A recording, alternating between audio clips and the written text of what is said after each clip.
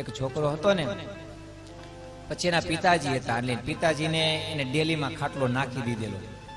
હા, કારણ કે માણસ વપરાતા, હું કે કપડું વપરાતા વપરાતા ગાભો થાય, અને માણસને ઘસાતા ઘસાતા વપરાતા વપરાતા શું થાય, ગાભો ને ભાભો બે હરખા જ હોય. ગાભો એ તમારે ગાડી લુવામાં કામ આવે, ને ભાભો ડેલું ધ્યાન રાખવામાં કામ આવે. બહુ થાય તો વાડીમાં ઓલા ઘરી નો છે ને ઢોર, એટલે ન્યાય દંડી ખોલીને મોકલે ને, જાઓ વાડીએ ઉપડો, હા બપોર ટાણે આવજો, થોડુંક ભાત બધું બાંધી દઉં. બે કામમાં આવે.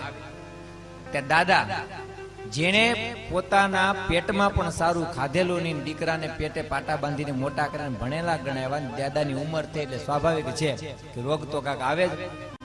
રોગ આવ્યો ને દાદા બીમાર પડેલા, એક ઘરમાં ખાટલી નાખી દીધેલી, અને ખાટલીમાં દાદા ને બાજુમાં એક પાણીની માટલી, અને એક ખાટલી, એક પાણીની માટલી ને એક ટેબલ ઉપર દવાની માટલી, આટલી સંપત્તિ એની.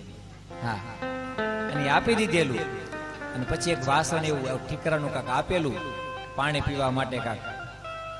અને વાસણ એક દિવસ ઈ દાદા હાથમાં લે અને પાણી પીતા હતા, તો વાસણ પડી ગયું તો ફૂટી ગયું. એટલે સકોરું હેઠું પડ્યું ને ફૂટી ગયું. ત્યારે એના પિતાએ એનો જે છોકરો હતો ને પોતાનો, એને કીધું કે બેટા તું જા કુંભારને ત્યાં જઈ અને બીજું એક વાસણ લેતો આવ. અને ત્યારે દીકરો એક વાસણ ની બે વાસણ લઈને આવ્યો સકોરા. અને ત્યારે પિતાએ પ્રશ્ન કર્યો કે બેટા એક જ લાવવાનું તો ને કીધું તું બે કેમ લઈને આવ્યો? અને ત્યારે દીકરાએ જવાબ આપ્યો કે તમે દાદા માટે આ ઠીકરું મંગાવ્યું, કાલ સવારે તમે વૃદ્ધ થશો અને ન જાણે કદાચ આ વાસણ મળે કે ન મળે, એટલે એડવાન્સ બીજું ઠીકરું સકોરું લઈ આવ્યો છું. ત્યારે કદાચ હોય કે ન હોય, મળે કે ન પણ મળે, આપણા મને એવું લાગે છે આ પરંપરાથી આવો રિવાજ હાલો આવે છે કે આ સકોરું વૃદ્ધ થાય એટલે આપવું જ પડે.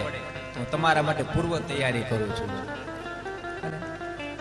જેવું કરો તેવું ભરો એ ભાવના ભૂલશો નહીં. તરત જ દીકરાની આંખ ઉઘડી ગઈ કે હું જેવું વર્તન મારા માતા પિતા સાથે કરું છું ને, એવું વર્તન મારો દીકરો પણ મારી સાથે આજે નહીં તો કાલે કરવાનું જ છે. બોલો, એ તો આવવાનું જ છે. વારા પછી વારો, મેં પછી ગારો, એ તો થવાનું જ છે. માટે માતા પિતાની સેવા કરી.